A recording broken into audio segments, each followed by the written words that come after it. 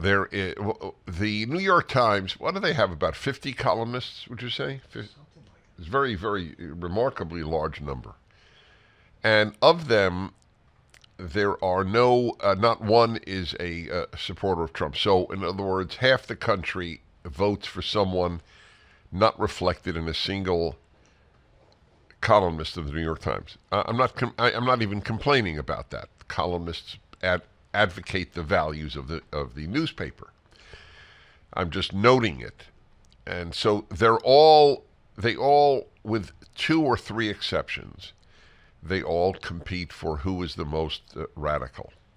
Jamel Bowie he would be in the top 5 of the most radical, and he's a columnist.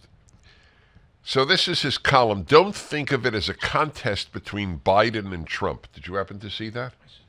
You sent it to me? Then I can assume you saw it. Yeah. Let's start with the worst. It's priceless.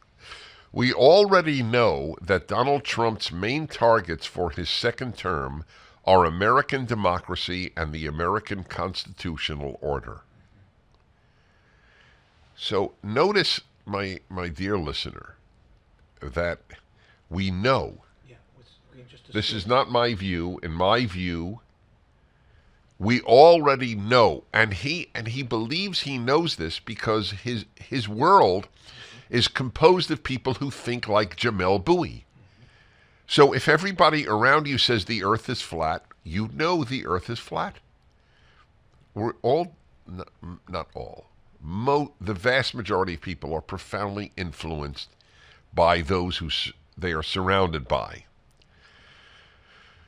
So we already know that Donald Trump's main targets for his second term, so I'd like to ask Jamel Bowie, he had a term as president.